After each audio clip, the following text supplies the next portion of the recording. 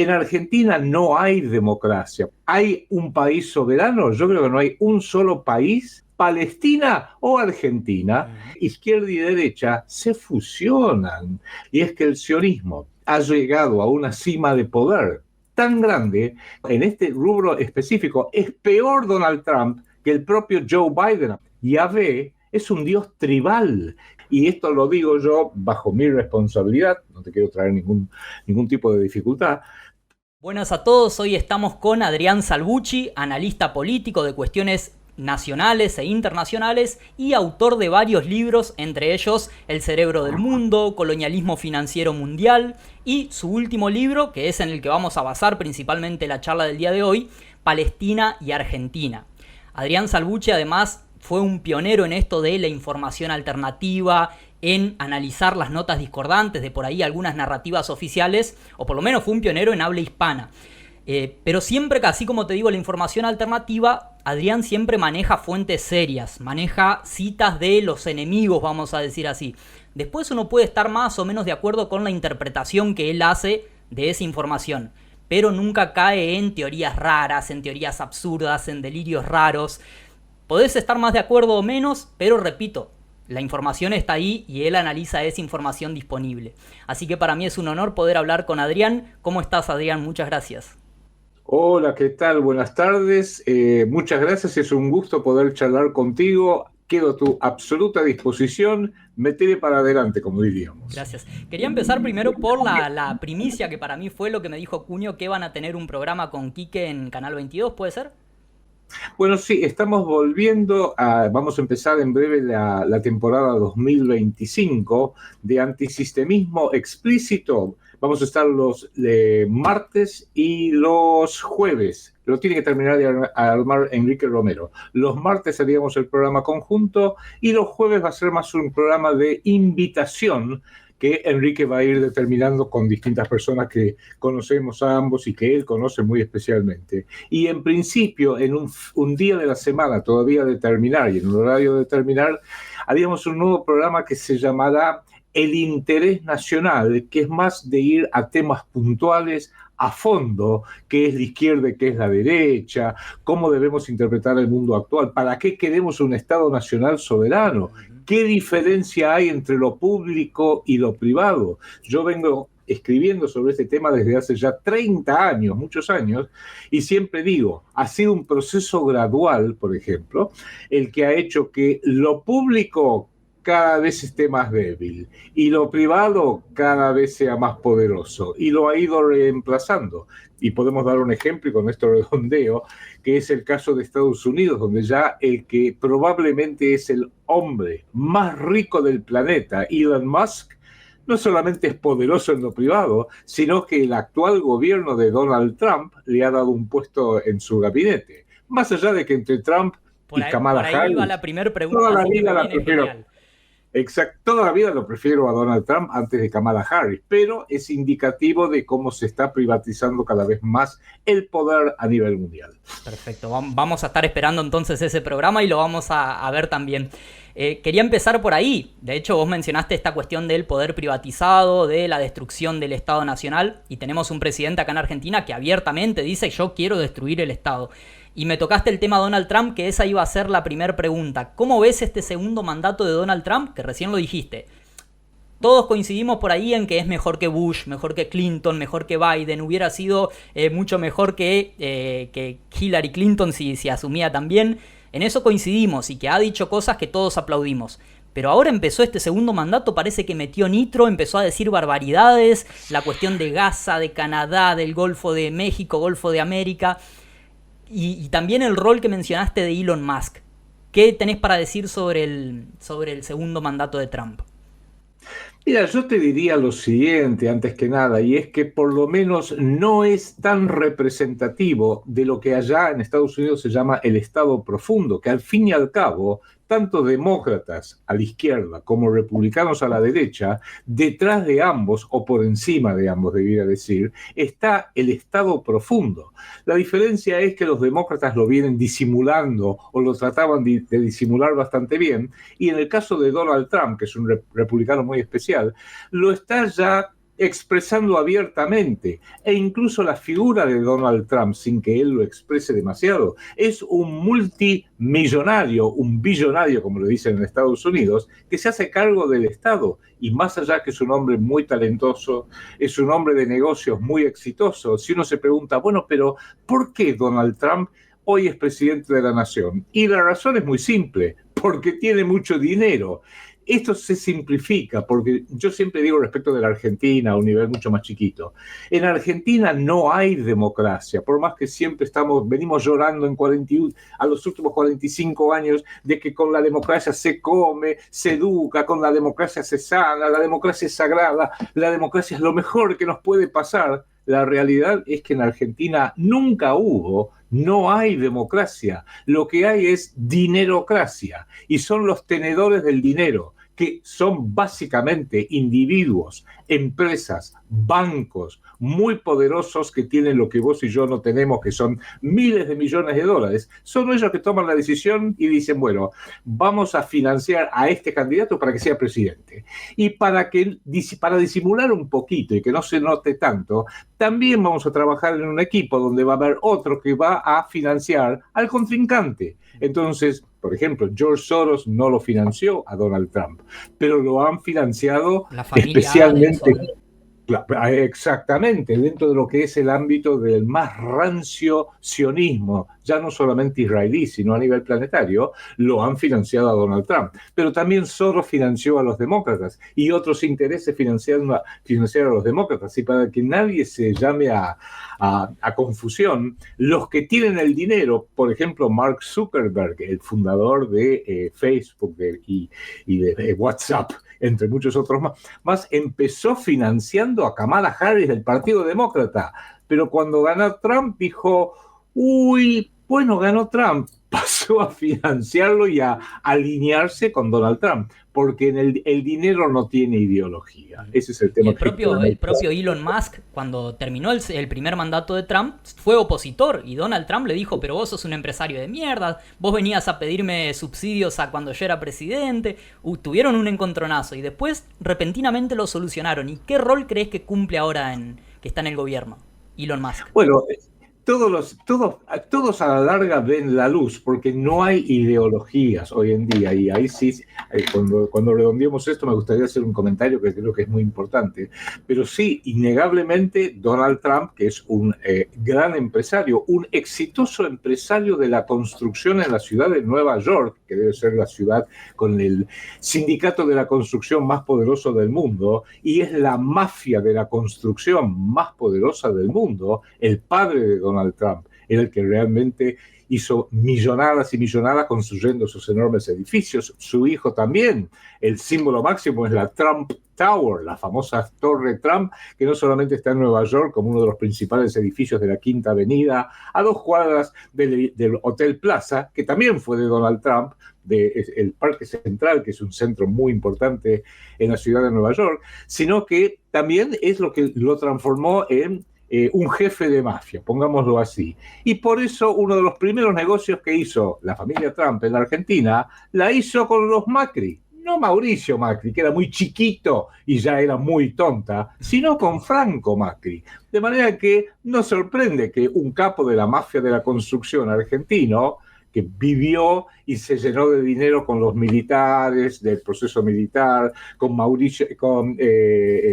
Carlos Menem, hiciera negocio después con Donald Trump, que inclusive la anécdota es que lo terminó cerrando el joven y chiquito Mauricio Macri en Estados Unidos, representando a su papá. Eso hay que entenderlo. Y acá hay algo que me gustaría agregar que es muy importante. Vos sabés que nosotros siempre, el mundo en general, en Argentina muy especialmente, tenemos un reloj que atrasa. Entonces, por ejemplo, hoy decimos, a ver, ¿qué hora es en Argentina? Es la hora de la derecha, ganó Milei. Y antes que decíamos, no, es la hora de la socialdemocracia de izquierda, está Alberto Fernández y ahora se candidatea Sergio Massa. Siempre demora. ¿Por qué digo que demora? Porque la idea horizontal, aburridísima y muy limitada de izquierda hasta la derecha en la ideología política, eso es del siglo XIX y de una parte importante del siglo XX. Lo que pasa es que olvidan que ya estamos en el siglo XXI, y en el siglo XXI ya no es más este aburrido panorama de izquierda, no extrema izquierda, sin pasar los límites, hacia la derecha, no extrema derecha, hasta una derecha civilizada, izquierda-derecha. Ese es todo el espectro político que hay. Y se parece mucho, por ejemplo, en Argentina, a cuando miras un juego de ping-pong. ¿Cómo va tu cabeza cuando estás viendo un ping-pong? A la izquierda, a la derecha, a la izquierda, a la derecha, va siguiendo la pelotita.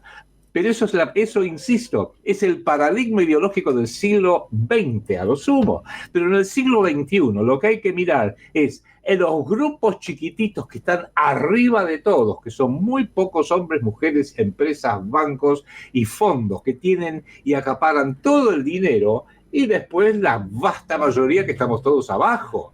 De los de abajo, que somos 8.000 millones de habitantes en el planeta Tierra, 4.000 millones, la mitad de los de abajo, se está muriendo de hambre, están en una pobreza abyecta, están sujetos a las guerras más terribles, que ya los vemos en los propios diarios. Y en la mitad de esa pirámide, más o menos, un poquito por arriba, un poquito para abajo, gracias a Dios, estamos nosotros que decimos, bueno, sí, me cuesta llegar a fin de mes, me cuesta sobrevivir con la jubilación, si sos un tipo de mi edad, pero por lo menos no nos están bombardeando con cohetes, no nos están matando, y ya nos demostraron que este gobierno mundial privado, que se inició con la pandemia en el año 2020, quería ver hasta qué punto puedo controlar a la gente. Y el experimento del 2020, dentro de todo, les salió bastante bien, porque se dieron cuenta que con una buena guerra psicológica, con un buen alineamiento de los multimedios planetarios, si le quieren meter miedo,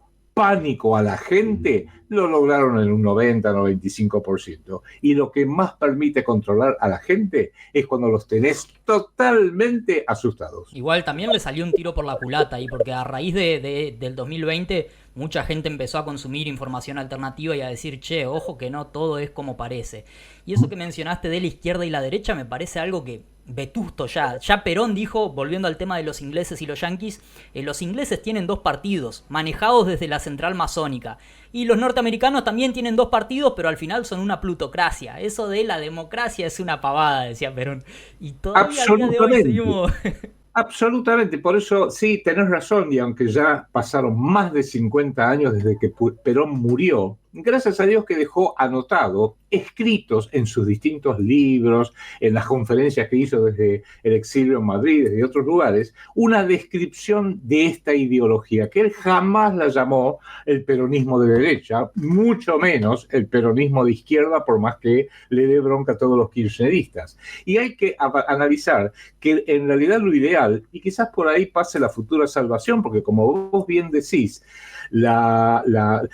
el ataque del 11 de septiembre del 2001, que para mí es la fecha en que se inició esta tercera guerra mundial, eminentemente guerra psicológica. Y después este 20 de marzo del 2020, que es cuando dijeron, hay un gobierno mundial privado, ha hecho que mucha gente se empezara a rascar la cabeza y dijera, che, ¿qué pasa acá?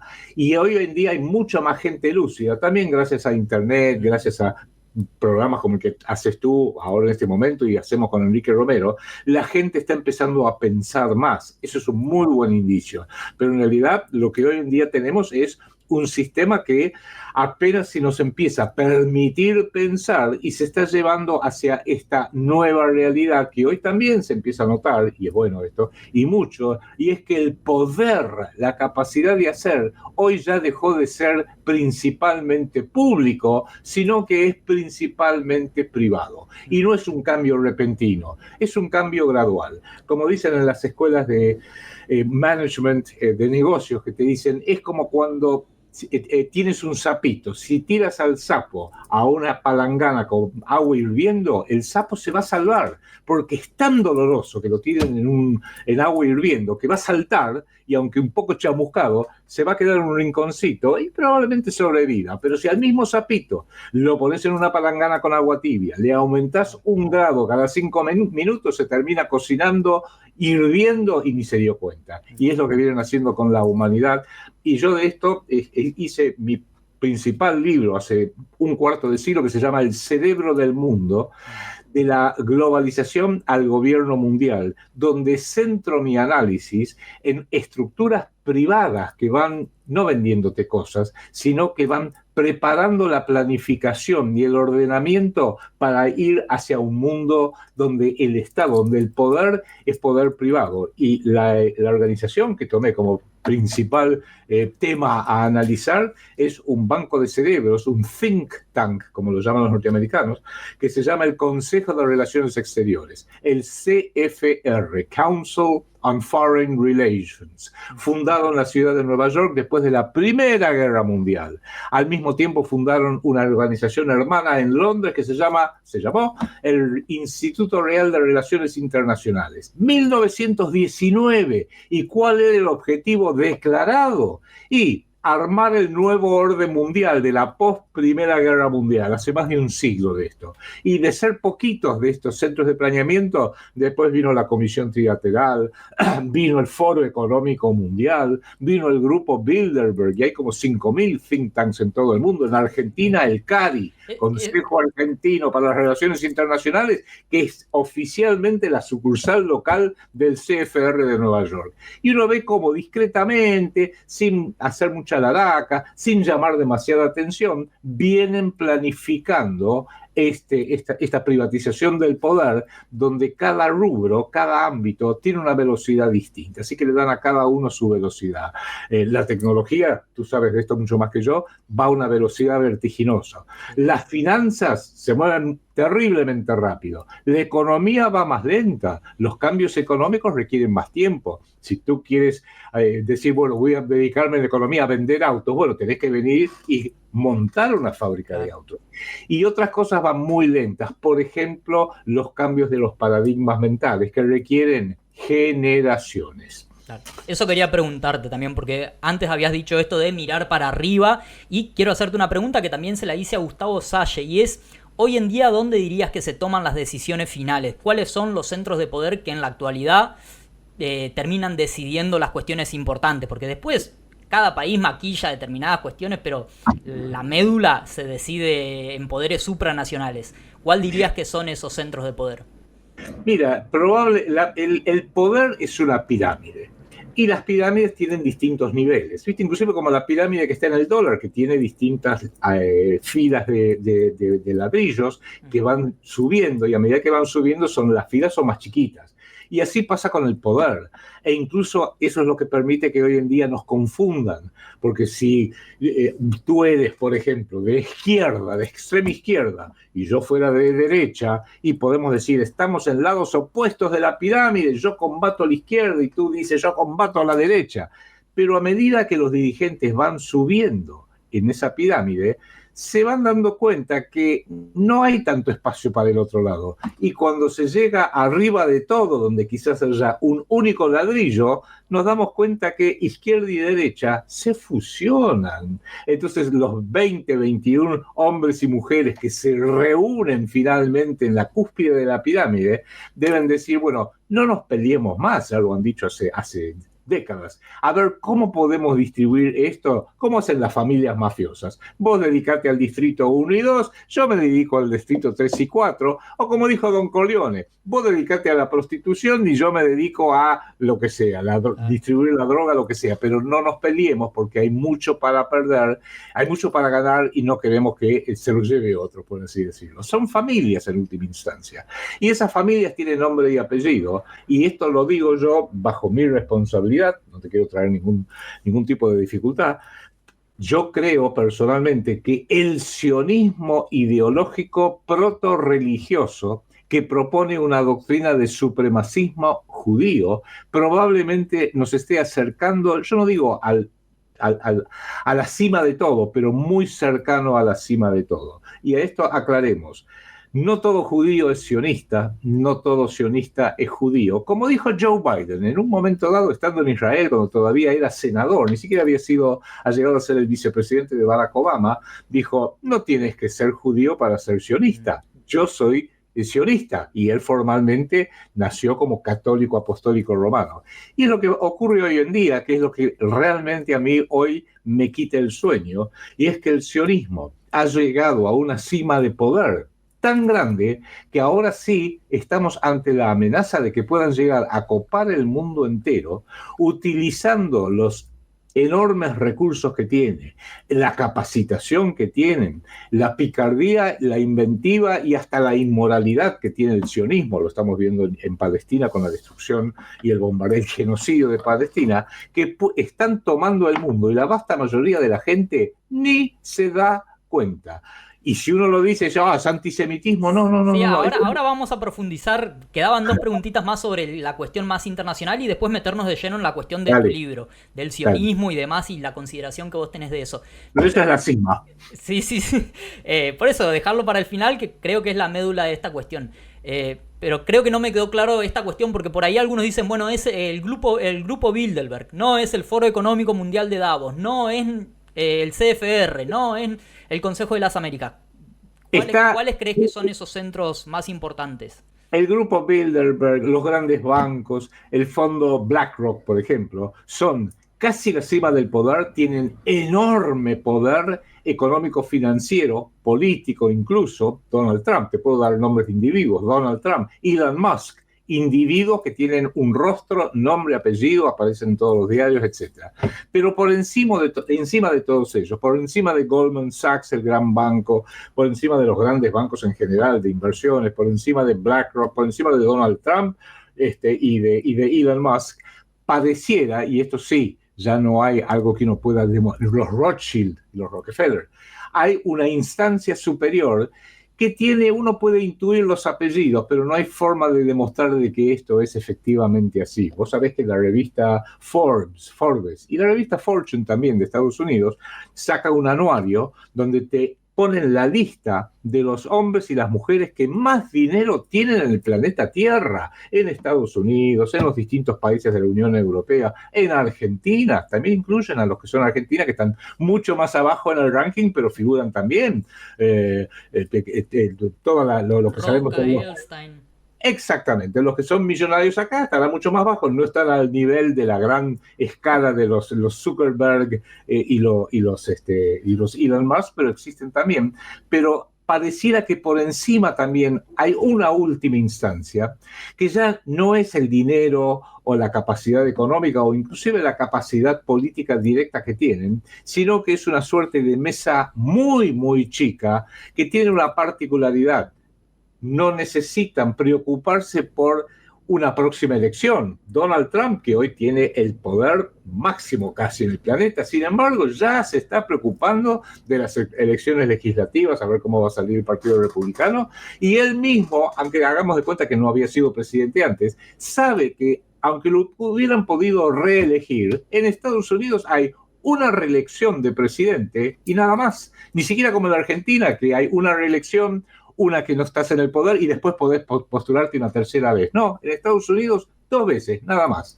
Con lo cual uno dice, pero entonces es un poder bastante limitado. Y sí, los estamentos máximos del poder se parecen más a las familias reales de Europa o las familias reales del mundo musulmán, donde hay alguien que es la cara visible, la reina de Inglaterra, por ejemplo, que falleció hace 2 años y pico.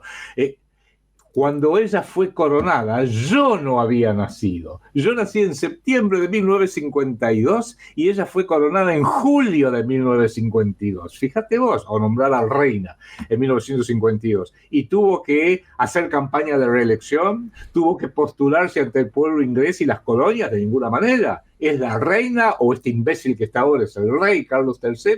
Y mientras el corazón le siga bombeando sangre, seguramente va a seguir así. Algunas casas reales se están adaptando, como pasa con la casa real que viene gobernando el Vaticano. Y ahora se introdujo esta nueva idea de que un Papa, o sea, un CEO, un Chief Executive Officer del Vaticano, puede renunciar, como hizo Joseph Ratzinger en 2013, y se puede elegir uno nuevo que se hizo con Francisco, con Bergoglio en realidad, y dijeron, bueno, Bergoglio, te nombramos CEO, Chief Executive Officer del Vaticano, hasta que vos o bien te mueras, que puede llegar a ocurrir por las últimas noticias, o renuncies, y con un CEO puede renunciar y le va a decir, bueno, nombren a otro. Y es lo que estamos viendo, donde la privatización está llegando inclusive a esos estrados del poder público que uno antes creía que no iba a llegar, y ya ha llegado. Y no me sorprendería que en algún momento hasta el rey Carlos III de Inglaterra diga, renuncio, y busquemos, elijamos un sucesor. Ahora, mencionando todo este tipo de cosas, a veces uno se queda con un sentimiento pesimista. Y yo te pregunto, ¿hay algún Estado soberano o hay en alguna instancia que se decidió soberanamente? Por ejemplo, algunos mencionan a Vladimir Putin, parece que es un país que es un presidente soberano que toma sus propias decisiones y que Rusia es un Estado soberano. No, en realidad China con Xi Jinping. Y otros dicen, no, mirá, son parte del juego también. Hacen una antítesis para después llegar a una síntesis. Te pregunto eso, ¿hay algún Estado soberano actualmente o pareciera que no hay escapatoria? Aquí quizás nos ponemos un poquito más místicos. Yo creo que estamos al final de una era de... Yo escribí un libro el año pasado que se llama Estos tiempos finales, donde analizo cómo el tiempo en sí, las características del tiempo van cambiando. Porque el hombre moderno, especialmente el occidental, solamente concibe el concepto de cronos, el tiempo materialista, por así decirlo, el tiempo donde una hora de hoy, 2025, es lo mismo que una hora de hace 1000 años o de una hora dentro de 1000 años. Pero hay otro concepto más místico, más antiguo inclusive, que se llama kairos, que es el tiempo significativo, porque el universo no es una máquina absolutamente material solamente, donde todo pasa por casualidad. El universo, creo yo, y hay todas escuelas místicas, inclusive muchas de ellas científicas, el universo es consciente. Llámalo Dios, llámalo Jesucristo, Mahoma, llámalo lo que se te dé la gana. Pero no es que hay alguien fuera del universo que creó el universo, no, el universo es el gran misterio del hombre moderno, es el universo el que piensa. Si querés, Dios es el universo, punto, sin que haya nada fuera del mismo. Y esto nos trae a muchas colaciones importantes. Y a un nivel humano, lo que tenemos, y esto lo tenemos desde hace miles de años, por eso se llama el año platónico, ya el filósofo Platón lo vio hace 2700 años, pareciera que el tiempo también tiene grandes ciclos, que el gran psicoanalista Carl Gustav Jung lo llamaba el tiempo del inconsciente colectivo y escribió un libro, un solo libro, porque lo llamó el tiempo aión, de ahí viene la palabra eón, el tiempo a muy largo plazo, que excede tu vida, la mía, que dura cada mes, que es cuando el sol está relacionado con un determinado signo en el zodíaco, dura 2160 años. Y todo el año platónico, que son 12 meses, dura 25.900 años. Y uno dice, bueno, pero ¿eso qué importancia tiene? No, sí tiene una importancia. Porque existen indicios que lo que va cambiando a lo largo de estos siglos y milenios es la estructura del inconsciente colectivo, no voy a decir de toda la humanidad, pero de determinadas estirpes. Por eso, al pasar de la actual era de, esto es astronomía, de la actual era de Piscis, que va entrando en su ocaso, paulatinamente es reemplazado por la era de Acuario, que tiene otras características colectivas, no tanto individuales, colectivas. Los hombres piensan distintos, piensan de manera diferente, y eso es lo que quizás, creo yo, lo trato de poner en este libro, Estos tiempos finales se llama, lo que hace que el inconsciente colectivo va cambiando. Insisto, no sé si de toda la humanidad, pero al menos en Occidente. Y como vos bien decís, si volvemos ya al mundo actual, ¿hay un país soberano? Yo creo que no hay un solo país una sola nación en todo el planeta que sea auténticamente soberana, pero sí te acepto que pareciera que los últimos 24 años de Vladimir Putin demuestran que él es un líder soberano de Rusia, encarna el espíritu ruso, y el Partido Comunista de China ha sabido ir adaptándose, modernizándose sin armar tanto despelote, y Xi Jinping hoy pareciera ser una manifestación, un kairos de esta idea colectiva de lo que es China y la China representativa, porque ambos, tanto Rusia en su historia más breve como China en su historia milenaria, se insertan dentro de lo que es su propia historia milenaria, cosa que en Occidente se dejó de hacer ya hace generaciones. Es cualquier catástrofe es Occidente. Y probablemente eso es lo que hace que las décadas o los siglos que por delante nuestros como humanidad probablemente van a seguir la creciente influencia de China y de Rusia y la creciente merma, si seguimos por este camino, de Occidente, que ha perdido por completo el camino. Lo recuperó en el siglo XX, pero fue derrotado catastróficamente y a partir de 1945 no sabe a dónde está parado. Es es una civilización suicida, mientras que los rusos y los chinos no. Y uno de los grandes logros de Joe Biden, el Partido Demócrata, era que Rusia y China, que se miraban con cierta duda, luego de lo que han hecho y la guerra ingenierizada, terrible, catastrófica, genocida, que metieron a Ucrania y a Rusia en guerra, es básicamente el mismo pueblo genéticamente, es la misma sangre, son hermanos,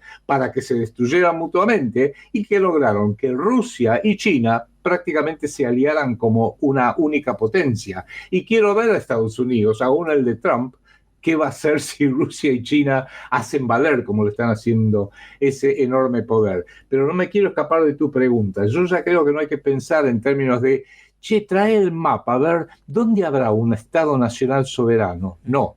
Ya terminó la era de los estados nacionales soberanos, que se remonta al siglo XVII más o menos, a los tratados de Westfalia. Ya hoy en día yo haría una pregunta que sé que es muy poco popular, pero hay que hacerla.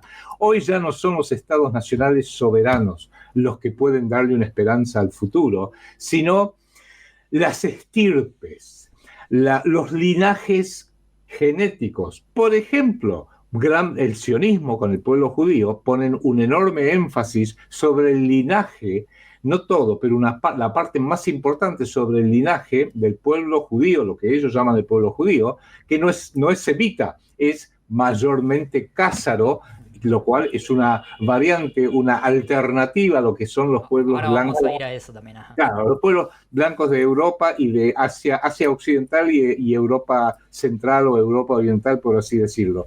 Pero por sobre todas las cosas, por ahí pasan las cosas. Y ahí es la gran ventaja de Iberoamérica, indirectamente. Exacto. Esto va... Ahí quería llegar, eso justito me tocaste el punto, que, por ejemplo, la siguiente pregunta era, bueno, entonces, ¿cómo hacemos? Si prácticamente no hay Estado soberano, ¿cómo hacemos? Y Perón decía, yo pude liberar la Argentina, lo que no pude hacer es mantenerlo, porque necesitaba una unidad continental. Y eso fue lo que él promovió, y bueno, lo derrocaron del gobierno. No llegó a lograrlo, pero decía, la única manera de liberarse y consolidar la liberación era con la unidad continental iberoamericana. Muy cortito porque sé que el tiempo es tirano. Tenemos la suerte en Argentina y en todo Iberoamérica justamente de tener este antecedente ideológico que es el justicialismo de Juan Domingo Perón. ¿Por qué? Porque el continente iberoamericano es el único en todo el planeta que somos unas ya perdí la cuenta, 33 naciones que tenemos una madre patria en común de hace 4, 5 siglos, 6 siglos para atrás. Nacemos, aunque hoy ya la hemos tirado por la borda, pero no importa, nacemos con una religión en común. No estoy defendiendo al catolicismo por ello, pero da cierta unidad espiritual y nos permite recuperar la herencia del cristianismo católico, que fue el vehículo que trasladó hacia nosotros el ideario de Grecia y otros idearios de lo que es la Europa milenaria, y lo tenemos con una particularidad que es un arma que yo creo que va a dar pánico en su momento. tenemos un idioma en común. Si un miembro de la Unión Europea, un basurero español, llegara a decir, este gobierno de la Unión Europea es una porquería, y lo dice en español, está bien, lo van a entender España, lo van a entender en Rumania, supongo, un poquito, en Portugal, pero un alemán va a decir, ¿qué dijo? Un polaco va a decir, ¿qué dijo? Un ucraniano, si llega a lograr meterse en la Unión Europea, va a decir, no entendí nada. Mientras que un basurero de Buenos Aires dice, Milei es un hijo de... ya sabes qué, lo van a entender en Santiago de Chile, lo van a entender en México, lo van a entender en Colombia, lo van a entender en España, lo van a entender inclusive 40 millones de norteamericanos, para quienes el idioma castellano es su primer idioma, o al menos lo conocen, con lo cual tenemos ese arma enorme, poderosísima, que es el idioma en común, que solamente en la historia lo tuvieron los griegos, en parte lo tuvieron los franceses y lo tuvo el Imperio Romano, pero ya hace 2 milenios de esto. Entonces, coincidís en eso, en que la unidad continental es un factor de liberación, es lo que nos podría ayudar a liberarnos. Absolutamente, y probablemente solamente en Iberoamérica, porque incluyo a tanto los herederos de España como los de Portugal, tanto en Europa como en América, y muy importante, hay que saber que esa arma hay que usarla y no pensar en que, mira, yo soy un nacionalista argentino, cosa que soy, y vos también. Yo nací al principio como un nacionalista argentino. ¿Y dónde está tu nacionalismo? Y que tenemos que priorizar a Argentina y después ir avanzando. Obviamente, sí. Tenemos que dar el ejemplo, tenemos que ser el faro luminoso para el resto del mundo iberoamericano, porque si vos le pensás a un nacionalista argentino tradicional, los de mi generación, por ejemplo, y vas caminando hacia Chile, no, mi nacionalismo en la frontera con Chile termina, porque tuvimos un problema por no, con Paraguay, sí, no, pero ahí termina, con Brasil, no, con Brasil que claro. Es la ideología estúpida de todos los golpes militares argentinos, chilenos, brasileños. Sí, soy nacionalista de mi país, pero hasta la frontera, porque después el que está del otro lado de la frontera, sea argentino, chileno, brasilero, es mi enemigo. No, tenemos que justamente pensar en términos... En el caso nuestro no es tanto étnico, aunque la base étnica fundamental se relaciona con España, que España, no la basura, el bodrio que es España ahora, sino la España histórica, justamente pasó por ahí. Y entender, y pido disculpas por esto, que nuestra historia acartonada fue hecha por Inglaterra, y decimos, nos liberamos, la revolución del 9 de julio contra España. ¿Cómo contra España? Somos herederos de España, te guste o no te guste, estés de acuerdo o no estés de acuerdo. E Inglaterra siempre ha sido, es y seguirá siendo nuestro enemigo histórico, y su heredero Estados Unidos también. Y eso lo vimos con mucha claridad en la Guerra de Malvinas, por más que duró 74 días y la perdimos, no importa. Es un hito histórico fundamental. Por eso diría, para los más jóvenes que están escuchando, sus libros que hablan de el padre de la patria, el general San Martín, Bartolomé Mitre, Sarmiento, préndale fuego a esos libros, porque hay que reescribir la historia. No asumamos como propia una historia impuesta y escrita por Inglaterra, que es nuestro enemigo fundamental.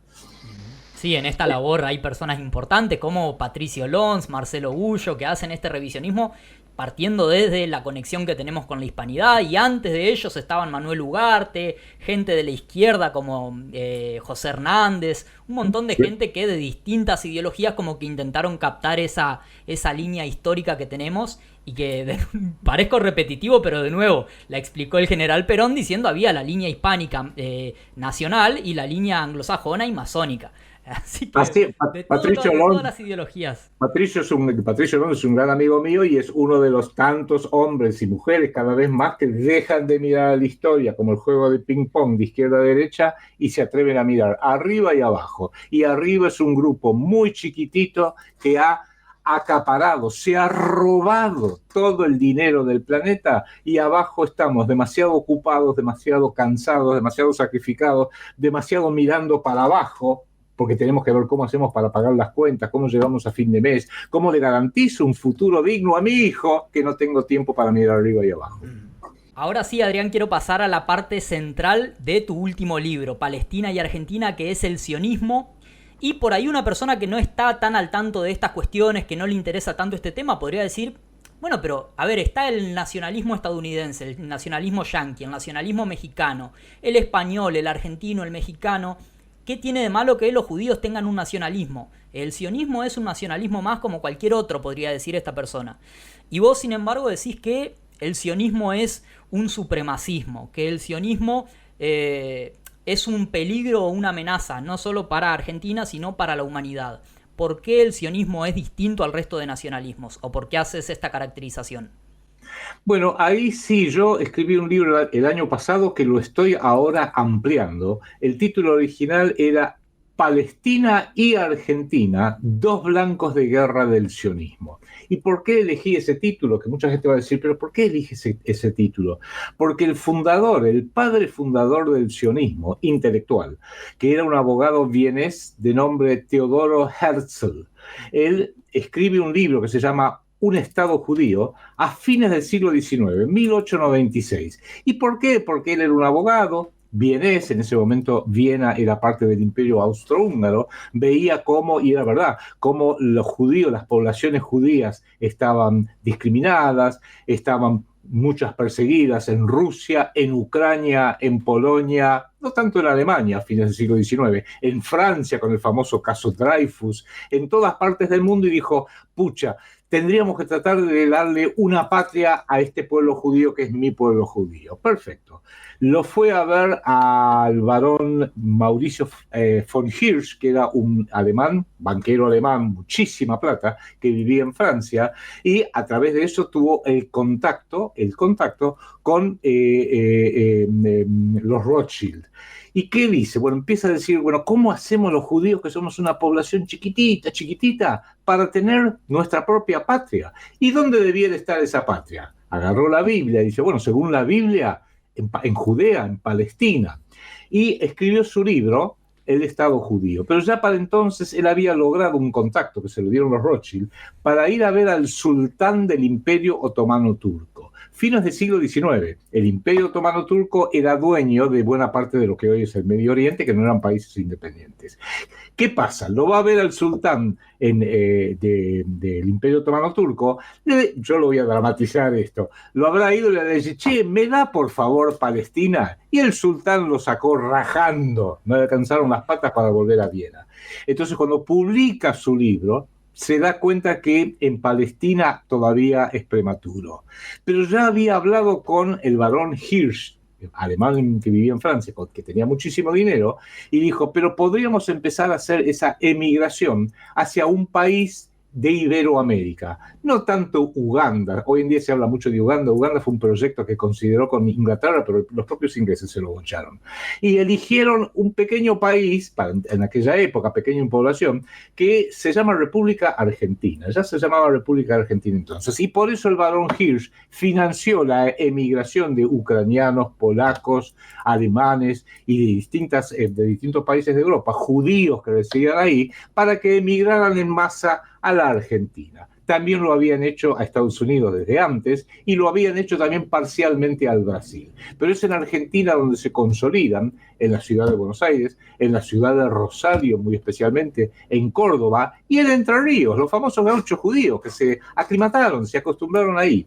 Y en el libro que hace el barón, que hace Teodoro Herzl, hay no un párrafo, no una mención al pasar, hay un capítulo entero, libro de 1896, que dice lo siguiente, ¿Palestina o Argentina? Y no lo hizo porque los dos nombres sonaran parecidos. Había ya acá una propuesta geopolítica. Recordemos, el sionismo, que lo fundó Teodoro Herzl, es por sobre todo un movimiento geopolítico. Y la geopolítica tiene dos características, por favor, grábense esto a fuego en la mente. Uno, abarca todo.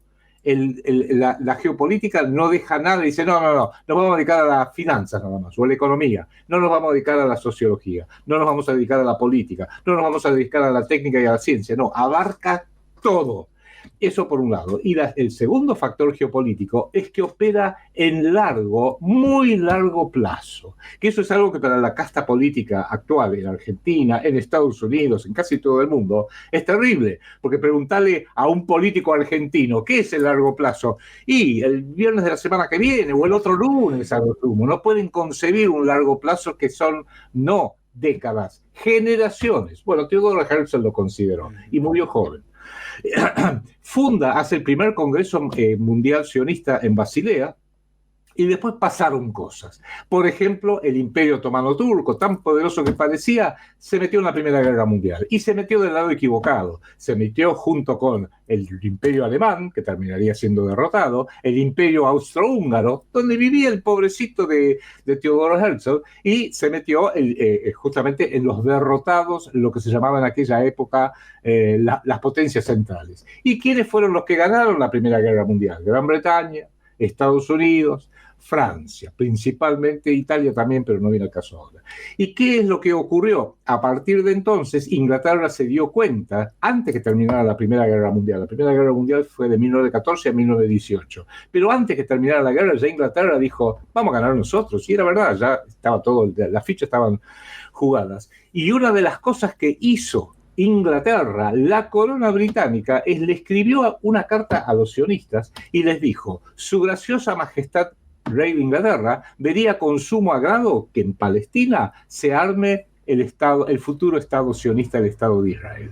Y uno diría, pero si todavía no es tuyo, no importa, vamos a ganar la guerra y va a ser nuestra. Y efectivamente, gana Inglaterra y Francia la Primera Guerra Mundial y le quedó el Líbano, parte de Irak, parte de Jordania y otras partes del mundo árabe, a Francia, y a Inglaterra les queda el mandato de Palestina. Y por supuesto le dijeron, vamos a ayudarlos a que formen un Estado judío. ¿Y a quién le escribió? ¿Quién era el que representaba al sionismo en 1917? Esta es la famosa declaración Balfour, que era el canciller del gobierno del gobierno inglés en ese momento. No se le escribió a alguna organización pública sionista, no, se la escribió a Lord Lionel Walter Rothschild, que era un noble miembro de la Cámara de los Lores, la Cámara Alta de Gran Bretaña, y era el máximo representante en ese momento de lo que luego sería el sionismo. Termina la Primera Guerra Mundial, empiezan a hacer esta emigración masiva hacia Palestina, viene la Segunda Guerra Mundial con todas las cosas que todos conocemos, se genera una enorme simpatía, a mi consideración, a través de una ficción histórica, a través de mitos históricos que fueron impuestos después de la Segunda Guerra Mundial, la satanización del nacionalsocialismo, la satanización de Adolfo Hitler, todo lo que conocemos, y efectivamente, termina la Segunda Guerra Mundial en 1945, Inglaterra está un poquito recelosa de entregarles Palestina a los sionistas inventan algo en 1946 que sigue vigente hasta hoy, que se llama terrorismo urbano, y tiene fecha el 22 de julio de 1946, todavía Palestina era de los ingleses. Como no iban a la velocidad que querían los militantes sionistas, David Ben Gurion, Chaim Weizmann, Golda Meir, como no iban rápido, no le estaban entregando la cosa rápida, agarró un grupo terrorista sionista, le puso varias bombas al Hotel Rey David de Jerusalén, que era la sede de la comandancia militar del gobierno británico a cargo de Palestina, lo voló por los aires y mató 100 personas, no sé cuántos mató, había de todo, ingleses, algunos árabes, hasta debe haber habido algún francés, todo, no cabe ninguna duda. ¿Por qué lo enfatizo? Porque ahí nació el terrorismo que luego conoceríamos, por ejemplo, en la voladura de la Embajada de Argentina en Buenos Aires, la voladura de la sede de la AMIA Daya. Justamente, todos se basan en este modelo de tomar un edificio público civil, donde no está pasando nada, y de repente volarlo por los aires y después llorar, rasgarse las vestiduras, hacer todo lo que ya conocemos que es la guerra psicológica para lograr otras cosas. Pasa el tiempo, hay una serie de actos de bandera falsa, o sea, de actos que son falsificados por el propio sionismo para tener una excusa para luego hacerle la guerra a otro. Uno de los casos más tremendos fue cuando bombardearon el buque norteamericano USS Liberty, que estaba frente a las costas de ya lo que era Israel. en la Guerra de los 6 Días en 1967, junio de 1967, lo bombardea el Estado de Israel con aviones que estaban redibujados con las marcas de Egipto para hacerle creer a los norteamericanos: mirá lo que te hicieron los egipcios. Lo que pasa es que no lograron hundir el barco y quedó no le salió bien y no pudieron lograr ese objetivo. Pero la intención era esa: crear un evento de altísimo impacto, manejar la historia oficial y después decir, ¿quién hizo eso? Los egipcios. ¿Quién hizo, qué sé yo, el 11 de septiembre? Mi libro ahora, cuando lo voy a ampliar, este libro, Argentina y Palestina, dos blancos de guerra del sionismo, va a incluir estos casos de bandera falsa. Y es a partir de ahí que el sionismo, ya a cargo del Estado de Israel, empieza a cobrar una fuerza inusitada, no militar, aunque lo tienen, sino una fuerza porque es ahí donde se concentra en lo geopolítico directo buena parte del dinero sionista, el dinero que puede meter de presidente a Donald Trump o al que sea. Y fíjate que hay dos académicos norteamericanos. Uno fue el decano de la Escuela de Ciencia Política John F. Kennedy de la Universidad de Harvard, se llama Stephen Walt, y otro fue el jefe de la Cátedra de Ciencia Política de la Universidad de Chicago, la Universidad Rockefeller por excelencia, que se llaman John Mearsheimer, que en el año 2006 publican un libro que se llama El lobby israelí y la política exterior de Estados Unidos. Palabra más, es un libro fantástico, 600 páginas, muy bien referenciado, que dice básicamente: el dinero sionista canalizado por la influencia geopolítica de Israel hace que todos los senadores de Estados Unidos, todos los diputados, prácticamente todos los presidentes, los principales gobernadores, los principales intendentes en los estados públicos, nacional, estadual y municipal, más los grandes medios de difusión, sean de izquierda o de derecha, lo mismo da Fox News, CNN, The New York Times, el Washington Post, etcétera, etcétera, para que siempre estén a favor de la geopolítica del Estado de Israel. Lo hizo tan bien referenciado que, por supuesto, ¿qué dicen los sionistas respecto de John Mearsheimer? Es un antisemita, toda la artillería de insultos. No. Sí, eso lo mencionás también en tu libro y está bueno porque pone fragmentos ahí de cómo fue tratado también. Pero no quería dejar pasar algo, y es el tema del libro de Teodoro Herzl. Yo publiqué un video cortito en mi cuenta de Instagram, lo publiqué en TikTok, en YouTube, y en Instagram me silenciaron el audio, no se escuchaba nada. Cuando empezó a tener reproducción no se escuchó nada. Después, a las 2 semanas por ahí, me lo rehabilitaron. Y muchas personas comentaban, bueno, pero ¿cómo puede ser esto? No sé qué, alarmados por esta cuestión. Y algunos comentarios diciendo, oye, me tienen podrido con esto de las teorías de la conspiración. Pero ¿cómo teoría de la conspiración? Si te estoy mostrando el libro, el texto, el autor, ¿me entendés? Ya va más allá de las evidencias. Hay personas que están negadas. Y otra cosita más que quería comentar antes, para que no se me olvide, es el tema que vos mencionaste, el nacionalsocialismo alemán, y en tu libro comentás que hubo colaboración entre sionistas y el nacionalsocialismo alemán. Muchos mencionan el Tratado de Javara, después está el tema de la isla de Madagascar. Es fascinante lo que acabas de decir, porque sí, efectivamente, un gran compositor argentino, Lito Nevia, compuso una canción en 1982 para una película sobre Eva Perón, pero la letra de esa canción decía: si la historia la escriben los que ganan, eso quiere decir que hay otra historia. La verdadera historia, quien quiera oír que oiga. Lo hizo aplicado al peronismo, pero si lo aplicamos a la política mundial, lo mismo da. La historia oficial de la Segunda Guerra Mundial no la escribió Alemania, Italia, no la escribió en Gran Bretaña, Estados Unidos, que son los dos principales, no te digo artífices del sionismo, sino que son arrastrados por el sionismo, porque lo que estos dos académicos que recién mencionado de las universidades de Harvard y de Chicago, John Mearsheimer y Stephen Walt, lo que demuestran es que la política exterior norteamericana está controlada por el sionismo. Y hoy lo vemos con Donald Trump. En este rubro específico, es peor Donald Trump que el propio Joe Biden, a pesar de que no tenía un cerebro, pobrecito Joe, porque claramente este es el gobierno más sionista, y agarrémonos, porque lo que se viene ahora va a ser muy importante, porque ahora el sionismo, que ya prácticamente ha copado Medio Oriente, ha neutralizado a potenciales enemigos, Estados Unidos lo ha ayudado, Arabia Saudita, los Emiratos Árabes, que lo único que quieren es plata, plata, plata y más plata, en definitiva, y los que podrían haber sido contrincantes, léase Irak, lo destruyeron, Libia lo destruyeron, Siria lo destruyeron, los Houthis en cualquier momento los van a destruir.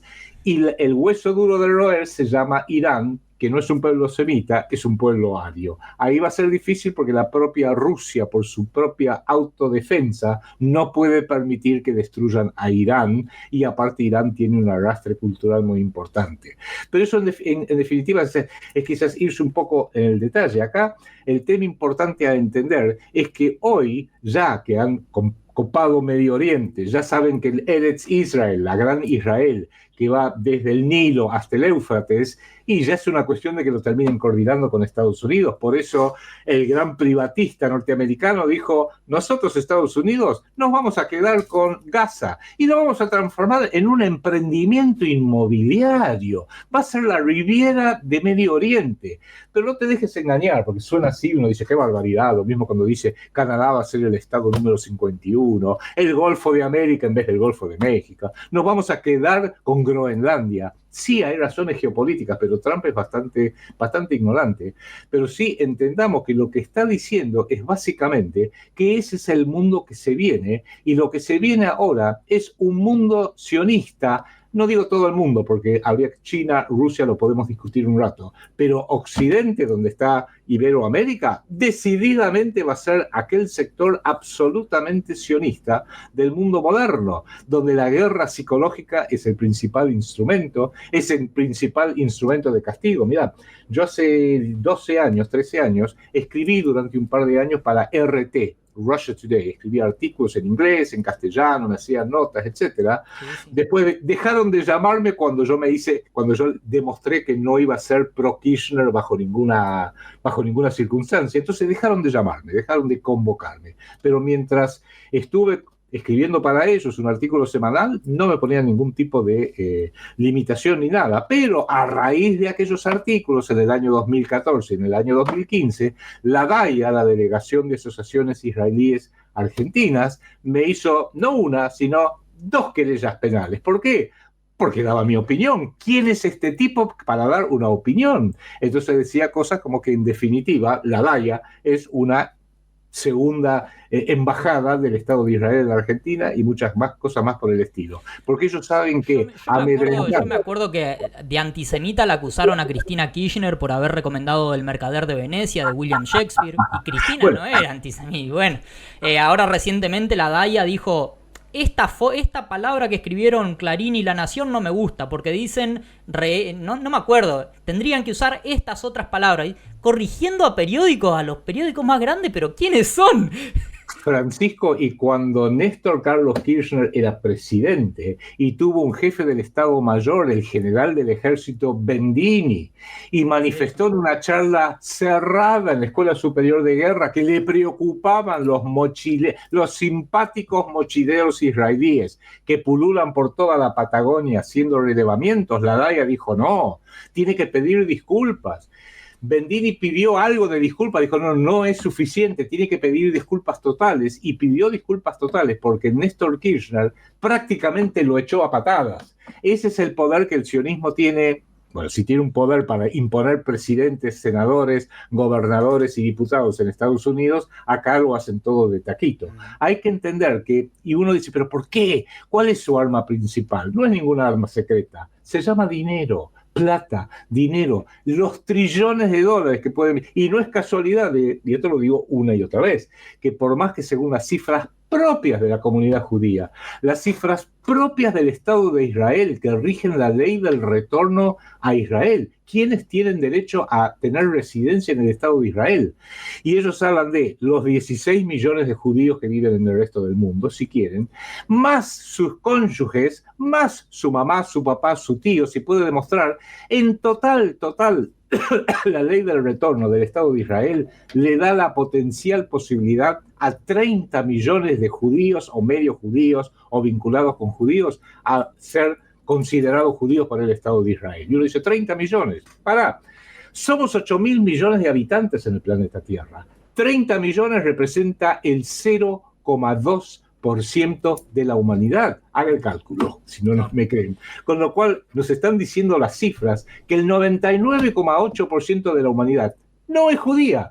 Y luego pregúntese lo siguiente, entonces, ¿cómo un grupo tan pequeño numéricamente tiene tanto poder? ¿Cómo es que controla los multimedios? ¿Cómo es que si uno mira la lista de los multimillonarios de la revista Forbes, casi el 50% son miembros de la colectividad judía? Pucha, qué poco democrático, ¿no? Ponerlos cualquier noticiero argentino en Canal La Nación Plus, en TN, en América, y vas a ver como una parte desproporcionadamente alta, los Leuco, el que está ahora muy en los medios, Johnny Goldfarb, que se hace llamar Johnny Viale. Esto que vos estás diciendo es muy polémico, pero recientemente en este programa, ¿cómo es que se llama? En Gran Hermano, pusieron un participante musulmán. Y todos en las redes sociales, sobre todo los libertarios, diciendo, pero ¿cómo puede ser que pongan un musulmán rezando? Y todos los días están en La Nación y en todos los periódicos la bandera de Israel, y nadie pone el grito en el cielo por eso, siendo que los musulmanes en Argentina son mayores numéricamente. Y se escandalizaron y dijeron que cómo pueden poner eso ahí. Y nadie, y estas organizaciones no salieron a decir, che, no discriminen, no se quejen de eso. Y ya que vos tocaste el tema de banderas, uno de los grandes informadores públicos en la República Argentina que nos explica lo que está pasando en Medio Oriente, nos explican lo que está pasando en la política argentina, que es el señor Eduardo Feynman, que está teniendo una pelea enorme con Johnny Goldfarb, Johnny Viale. Jonathan Viale, es el que cuando habla de la situación en Medio Oriente pone la bandera de Israel junto con la bandera argentina. Y yo te digo la verdad, a mí me ofende que alguien ponga la bandera argentina al lado de la bandera de Israel, al lado de la bandera argentina, pero es atendible. Recordemos que en la campaña el señor presidente actual de la Argentina, Javier Milei, fue al monumento de la bandera, de la sagrada bandera argentina en Rosario, y empezó a enarbolar una bandera, la de Argentina, no, la de Israel. Claro. Entonces digo, y alguien dice, pero este es un traidor que debiera ser ejecutado delante del monumento a la bandera. Y no, los libertarios dicen, no, viva la libertad, carajo. Y son tan estúpidamente imbéciles. Ese 56% de idiotas, que no son todos jóvenes. Antes, cuando yo era un poco más joven, los padres influían a los hijos que voten así, que voten los radicales, o que voten los progresistas. Hoy es al revés, hoy son los pubertarios imbéciles, descerebrados, idiotas de 16, 17, 18 años, que le dicen, papá, tenés que votar, viva la libertad. Invertí en cripto, que te va a ir bien con tu ley. Invertir en cripto. Y hoy antes de pasar a la política argentina, que te voy a preguntar sobre eso, por la obsesión de la política argentina con esta cuestión, quiero preguntarte, para que no se me escape, la cuestión de la legitimidad del Estado de Israel, porque yo te sigo hace varios años y escuché, y ahora la volví a escuchar para hacer esta charla, que te entrevistó Maslatón, Carlos Maslatón, y ahí vos le manifestabas que estabas a favor de la legitimidad de que existan dos estados, el Estado de Palestina y el Estado de Israel. Y después ahora en tu libro Palestina y Argentina como que cuestionás ciertos fundamentos de si es legítimo el Estado de Israel o no, por la cuestión esta que mencionaste antes de los askenazis, de que no son semitas, y si no son semitas no están relacionados al pueblo de la Biblia, que se menciona en la Biblia, y por lo tanto carece de fundamento ahí. Hoy, ¿cuál es tu postura sobre la legitimidad o no, sobre la cuestión de los dos estados o no? Mira, antes que nada, nobleza obliga. Cuando yo tuve una de las querellas que me entabló la DAIA hace más de 10 años, Carlos Maslatón, que tenía un programa radial, me entrevistó, me dijo, bueno, ¿qué es esto? A ver, hable. Tuvimos una charla y debo admitir que fue una charla muy seria, muy equilibrada, y se comportó como un caballero conmigo en ese programa. Sí, recomiendo que la escuchen también. Está en mi sitio, está en mi... Maslatón es ultrasionista y sin embargo... Totalmente, exactamente. O sea, eso nobleza obliga, hay que decirlo, porque de ninguna manera voy a decir, no, todo lo sionista. No, hay que saber diferenciar todas las cosas. Eso era un programa radial, un programa informal. Ahora bien, mi libro, que lo publiqué el año pasado y lo voy a ampliar este año, va más a fondo a la cuestión y empecé a ver cuál es el origen de los judíos que son semitas, que son los Mizrahi, que vienen mayormente de África del Norte, y los sefarditas, que vienen básicamente de España, en gran medida, de España a Portugal, pero son una minoría que tienen sangre semita, la misma sangre que los palestinos y los libios, por ejemplo, pero en definitiva no son la clase dirigente del Estado de Israel, el Estado sionista de Israel. La clase dirigente en el Estado sionista de Israel son los Ashkenazim, y los Ashkenazim descienden de una tribu salvaje, que era la tribu de los cázaros, que en el siglo IX eran tan violentos, no tenían ningún tipo de religión, estaban tan agresivos, especialmente ya se iba formando la Rusia, que Rusia, más que de Moscú, se formó en Kiev, en lo que hoy es Ucrania, que los terminaron acorralando los rusos de aquella época, y le dijeron, tienen que tener una religión. Y les dieron para elegir, por así decirlo, en esa negociación que la estoy simplificando. O se hacen cristianos o se hacen musulmanes, que eran las dos grandes religiones en el siglo VIII, siglo IX en esa región. Y dijeron, el mito dice, o la leyenda dice, que dijeron, si nos hacemos cristianos, vamos a depender de Constantinopla, donde está el cristianismo ortodoxo. Si nos hacemos musulmanes, vamos a depender, los judíos, los cázaros, del califato de Bagdad. Entonces mandaron llamar a un rabino que vino desde España, desde Córdoba, España, y les dijo, pero si los cristianos son hijos nuestros y los musulmanes también son hijos nuestros. Ah, en serio, cuénteme, nosotros somos la religión madre de ambos. Entonces, lo que ordenó el rey en aquella época de esa tribu era que todo su pueblo, primero su dirigencia y luego todo el pueblo cázaro, se convirtiera al judaísmo y tomaran como libro sagrado la Torá, desde luego, que es el Pentateuco judío, pero mucho más importante, el Talmud de Babilonia.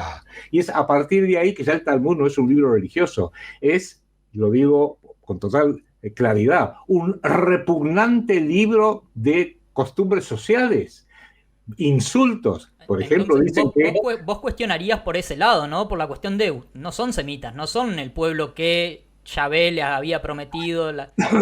Nada que ver. Es más, hay un gran judío que se llama Norman Finkelstein, profesor de la Universidad de Nueva York. Pero hoy en día, ¿qué habría que hacer? Digamos que exista solo el Estado palestino, ¿ya no estás de acuerdo con la solución de los dos estados? Mira, ¿sabes qué es lo que ocurre? Hoy en lo que uno tiene que hacer, en geopolítica, en la política y en la geopolítica, la realidad es lo que cuenta. Yo creo que, qué sé yo, cuando la ex Unión Soviética se quedó e invadió un montón de estados, uno puede decir, pero qué injusto lo que sea, pero en el mundo bipolar, que es el mundo que me crié yo, donde estaba Moscú, armado hasta los dientes, versus Estados Unidos y Europa armado hasta los dientes, es un poco el fait accompli. Las cosas terminaron así, guste o no guste, es así. Es como Armenia, y entre Turquía, Irak y algunos países más, la nación de Armenia desapareció. ¿Y quiénes fueron los verdaderos discriminados? Y los turcos en la Primera Guerra Mundial, que hicieron el primer genocidio de la historia moderna contra los pobres armenios. Entonces, acá hay que también ver, bueno, cuál es la realidad que se va imponiendo. Cuando dije lo que vos estás diciendo ahora, que sabía menos de lo que sé ahora, te soy honesto, decía, bueno, tiene que haber por lo menos dos estados, sí, que haya un estado judío, el Estado de Israel, y también un Estado palestino, que ese es el gran anatema en contra del sionismo. El sionismo no quiere que haya un Estado palestino bajo ninguna condición, porque saben que se van a quedar no solo con Palestina, también con lo que hoy es Jordania, con lo que hoy es Yemen, con lo que hoy es, bueno, con Libia se han ido quedando. Siria, y no es casualidad que Estados Unidos en los últimos 25 años viene destruyendo aquellos estados que más preocupaban al Estado de Israel, específicamente al Benjamín Netanyahu, que hace ya como 22, 23 años que con algunas interrupciones viene siendo primer ministro. Se destruyó a Irak, Saddam Hussein, se destruyó a Libia, se destruyó a Siria, para nombrar las más importantes, y yo hoy pienso, y es lo que digo en mi libro, en definitiva, que tener un Estado sionista es el mayor peligro imaginable para toda la humanidad, porque hoy sí hay que tomar conciencia. Los cázaros, que son los que han copado el judaísmo, lo han hecho. El sionismo empezó siendo un movimiento eminentemente geopolítico, casi te diría ateo y de izquierdas, porque Theodor Herzl no era un fanático religioso judío. Después, cuando vienen los que fueron los primeros padres del Estado de Israel, David Ben Gurión, Golda Meir, el general Moshe Dayan, eran ideológicamente casi de izquierda, te diría, en una medida bastante importante. Y Yitzhak Rabin, que fue un buen primer ministro. Empezaron a instrumentalizar la cuestión de la religión. Y ahí se empiezan a migrar hacia la derecha, y la derecha y tiene nombre y apellido, que es la secta jasídica, fanática, criminal, satánica, que conocemos como la Chabad Lubavitch, que tiene su sede en Brooklyn, en la ciudad de Nueva York. Para los que no sepan qué es la Chabad Lubavitch, agarre algunos diarios de hace un poquito más de un año y lean los artículos de los túneles ocultos que la policía de la ciudad de Nueva York encontró debajo de la Chabad Lubavitch, y que estaba lleno de colchones del tamaño de niños, sucios de sangre. Y después hubo un caso similar en Guatemala con también la secta Lev Tahor. Pero esta sí se descubrió toda la secta y liberaron a niños. Pero hay una diferencia entre estas dos, que los de Lev Tahor se declaran a sí mismos por lo menos antisionistas, y los de la Chabad Lubavitch no. Yo creo que por eso uno adquirió cobertura mediática y el otro no. Y ahí mencionaste algo, perdón, porque estamos cortitos de tiempo y quería tocar este tema que mencionaste al pasar, que es la cuestión de que son satánicos. Y vos en tu libro también mencionás esta cuestión de que el Yahvé que se menciona en el Antiguo Testamento, en el Pentateuco, no sería Dios, sino un demiurgo satánico. Esto lo planteás, no le das mucho desarrollo, y quería preguntarte por esa cuestión. Sí, porque en definitiva yo soy católico apostólico romano, no practicante, hago la aclaración. Yo soy católico, nací en una familia católica, pero cada día me sincronizo menos con lo que es la fe católica. Sí, la parte del primer cristianismo, que era bastante gnóstico, pero eso fue quedando enterrado bajo el polvillo de una iglesia, de un Vaticano que ha fracasado catastróficamente y hoy es una de las principales fuentes de la decadencia del mundo. Dicho eso, sí, no cabe ninguna duda que, aunque como católico lo diría para ser un poco más claro, que hay un Dios único, universal, cósmico. Yahvé es un Dios tribal, que es este Dios satánico que le anda prometiendo, lo dice en el libro de Deuteronomio, por ejemplo. Dios me dijo, pasa a filo de espada, o sea, degüella a los cananitas, a los pobladores originales de lo que hoy es Palestina, degollados a todos, mujeres y niños incluidos, animales incluidos, porque Jehová te ha prometido esta tierra. Yo digo, eso no es un Dios.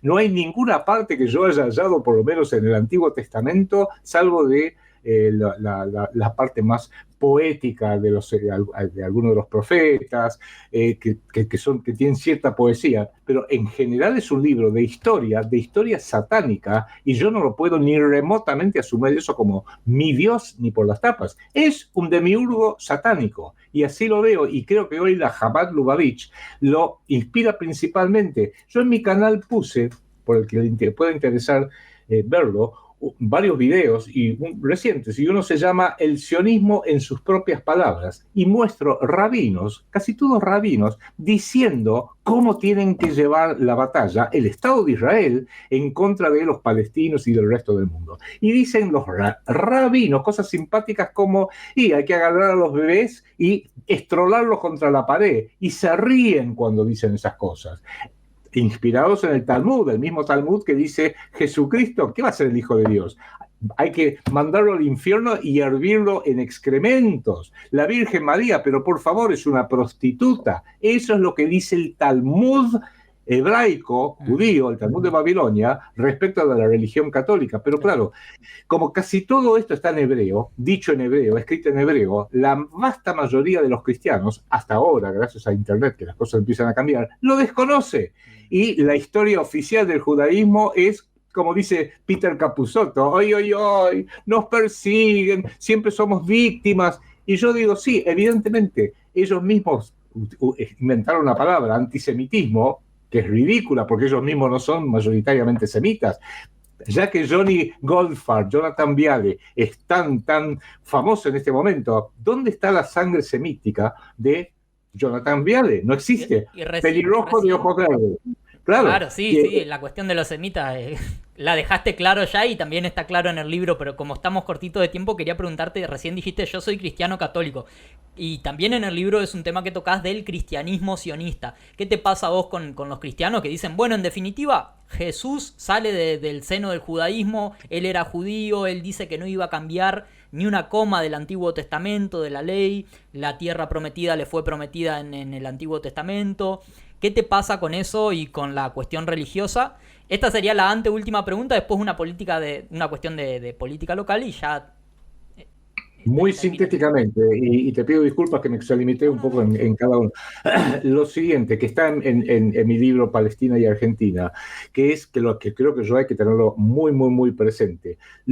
Hoy el principal apoyo político en Estados Unidos y en Europa, y el principal aportador de plata, de dinero, no son los judíos, aunque te parezca mentira, son los protestantes evangélicos, aquellos que literalmente creen que la Biblia hay que interpretarla literalmente, y interpretan literalmente que cuando el Mesías vendrá, cuando el pueblo judío vuelva a su tierra histórica, y como teóricamente volvió, no muy voluntariamente por parte de los habitantes, pero volvió a Palestina y está ahí, y fundó el Estado de Israel, y está barriendo a todos los palestinos, lo consideran como la prueba de que la profecía de Dios se está cumpliendo. Por ende, los protestantes estadounidenses evangélicos son los principales sionistas hoy en día. Por eso, muy bien dijo en su momento Joe Biden, no todo judío es sionista, es verdad, porque hay muchos judíos que no lo son, y no todo sionista es judío. Y hoy quizás la mayoría de los sionistas no son judíos, son protestantes evangélicos, notablemente en Estados Unidos, en el Brasil, en Alemania, y también debe haber algunos aquí en Argentina. Y con esa cuestión de Jesús y demás, ¿cómo...? Bueno, el tema para mí es el siguiente, esto daría para otro programa directamente. Jesús era hijo de María, según nos cuenta el Nuevo Testamento. Sin embargo, el padre era Dios Todopoderoso, y yo no sabía que Dios Todopoderoso es judío. Dejémoslo ahí, por ahora dejémoslo ahí. Perfecto. Y la última pregunta era más referida a la política local, y es algo que vos mencionaste también, de Milei de repente se volvió un fanático de la Chabad Lubavitch, pero antes Alberto Fernández, la primera visita a un mandatario extranjero fue con Netanyahu, Milei con Netanyahu también, después aparecen Macri lo mismo, después aparecen personas como Moreno, que él se reivindica como nacionalista, y uno diría, bueno, dice cosas interesantes, espero que en esto se posicione distinto. No, también se declara defensor de Netanyahu y se reúne con sionistas y demás. Quiero preguntarte por qué esta cuestión de socialdemócratas, personas que dicen que son nacionalistas, Milei que es libertario, Macri que es liberal de derecha. ¿Por qué toda esa obsesión con caerle bien a un sector? Es como que sería raro, por ejemplo, si todos estuvieran obsesionados con caerle bien a los italianos. Pero y con esto parece que... Todo miembro de la casta política en Argentina, desde la extrema izquierda a la extrema derecha, o desde la izquierda moderada hasta la derecha moderada, quiere quedar bien con el poder del momento. No cabe ninguna duda que hoy el sionismo ha demostrado tener un poder tan enorme que a través de Eduardo Elsa y la Chabad Lubavitch le demostró, por ejemplo, a un descerebrado, ignorante, enfermo psiquiátrico, como el actual presidente Javier Milei, si haces las cosas como te decimos nosotros, si te vas al Muro de los Lamentos, se te caen las lágrimas, nombrás a Gerardo Huerta, en uno de los principales sionistas en Argentina, con mucha plata, lo nombrás canciller, vas a llegar a ser presidente de la nación. Y hoy tenemos un presidente judío, aunque él mismo lo dijo en una entrevista, me falta solamente el pacto de sangre, o sea, el cortecito, pareciera que es lo único que le está faltando, pero innegablemente, veámoslo desde el punto de vista objetivo de la geopolítica, él llegó a ser presidente no por ningún talento, ninguna capacidad especial, sino porque el dinero lo colocó a donde está. El dinero no solamente para su campaña, el dinero para los periodistas que lo invitaban, lo llevaban a los paneles, todos los que le hicieron la vista gorda, y ayudado, por supuesto, por el kirchnerismo, que ha sido una catástrofe. Cristina Fernández de Kirchner, Néstor Kirchner. Te hago una aclaración para cualquiera que diga, uy, ¿este será kirchnerista? ¿Se acuerdan de los fondos de Santa Cruz? Cuando empezó la ruta del dinero acá, lo empezamos Enrique Romero, el doctor Juan Gabriel Abaqué y yo. Y nadie nos dio ni 5 de pelota, eso fue en mayo del 2004. Y hoy se reaviva la ruta del dinero K, pero ya no es más el dinero K de los Kirchner, es el dinero K de Karina Milei, porque de izquierda o de derecha son la misma basura. El sionismo necesita que haya basura, por no decir una palabra mucho más fea, asquerosa, repugnante, para financiarlos y tenerlos bajo su control. Esa es la realidad que tenemos hoy. Por eso hoy Argentina, para mí la Argentina no existe. Argentina no existe. Habrá en el mapa un dibujo con forma de bife de chorizo, que siempre le gustó a los ingleses, que dice Argentina. No existe la Argentina. Eso nos da una oportunidad, porque probablemente seamos uno de los primeros países que va tomando conciencia que no existe, y vamos a ir abandonando esto de que, bueno, ¿qué hacemos? ¿Elegimos uno de izquierda o uno de derecha? Bueno, elegimos uno de derecha, Menem no me gustó. Bueno, elijamos uno de izquierda, Kirchner, tampoco me gusta. Bueno, elijamos de derecha, Mauricio Macri, no, pero tampoco me gusta. Bueno, vamos a la izquierda. Nos estamos dando cuenta que esta bicicleta con doble pedal se pedalea por izquierda y después se pedalea por derecha y se pedalea por izquierda y por derecha, nos lleva solamente hacia la catástrofe. Eso creo que es bueno y es una oportunidad que ahora se ha mejorado en cierta forma, lo estoy diciendo casi jocosamente, porque aún los idiotas que fueron a votar a Javier Milei se dan cuenta que no solo Alberto Fernández es una basura canalla, no solo Sergio Massa es una basura canalla y la vieja psicópata bipolar Cristina Fernández de Kirchner, todos socialdemócratas de izquierda, sino que Javier Milei, su hermanita, el Toto Caputo, Sturzenegger, Mauricio Macri, son la misma basura. La casta política es una basura. ¿Y qué hace el señor Milei? Vengo a destruir la casta política. ¿Y para qué recibió plata y se candidateó? Para ser la principal autoridad del Estado Nacional Soberano, que dice, que odio, yo soy un topo en el Estado argentino, lo vengo a destruir. En campaña dijo, entre el Estado y la mafia, me quedo con la mafia porque la mafia compite. Ha dicho barbaridades, ha dicho que bueno, para él la bandera Argentina es un muro, que Argentina no debería descartar la posibilidad de separarse, que para él los usureros son benefactores sociales, ha dicho cosas para hacer ensalada y parece que nadie reacciona. Pero bueno, creo que quedó claro por qué te digo esta algo. obsesión de toda la clase. Vos reaccionaste, yo reaccioné, somos pocos por ahora, pero sigamos esta prédica, te felicito por el programa, vi la entrevista que le hiciste a un gran amigo, Santiago Cuño, sigamos los poquitos que somos para que cada vez seamos más y no digamos, bueno, barramos a la derecha de Milei, no, barramos a la derecha de Milei, a la izquierda, a toda esta casta de izquierda-derecha hay que barrerla toda, borrón y cuenta nueva. Perfecto, muchísimas gracias Adrián por tu tiempo, muchísimas gracias por la claridad y bueno, repito esta cuestión que dije al principio, por ahí hay cuestiones que uno no está de acuerdo, invito a todos a que vayan a leer el libro porque las cosas que se pueden decir acá son breves y por ahí quedan cabos sueltos por una cuestión de tiempo y que en última instancia refuten esos argumentos, refuten esos datos, refuten esas cuestiones. No vale la pena ofenderse y enojarse con determinadas cuestiones solo porque a uno no le gusta. Después hay que plantear con argumentos, en todo caso, las diferencias que todos tenemos. Yo no pienso igual que Adrián, no pienso igual que... pero me gusta escuchar voces distintas. Así que muchas gracias, Adrián, de nuevo por tu tiempo. Muchas gracias a vos por la invitación. Solo déjame agregar, el que le interese saber los detalles de este libro y de tengo 10 libros publicados, mándenme un correo electrónico a arsalbucci, con B larga y CH, todo junto, arsalbucci@gmail.com y yo le contesto inmediatamente con los detalles y la información que necesita. Y te agradezco mucho esta invitación, te mando un fuerte abrazo a vos y a toda la audiencia. Bien, muchas gracias Adrián, muchísimas gracias.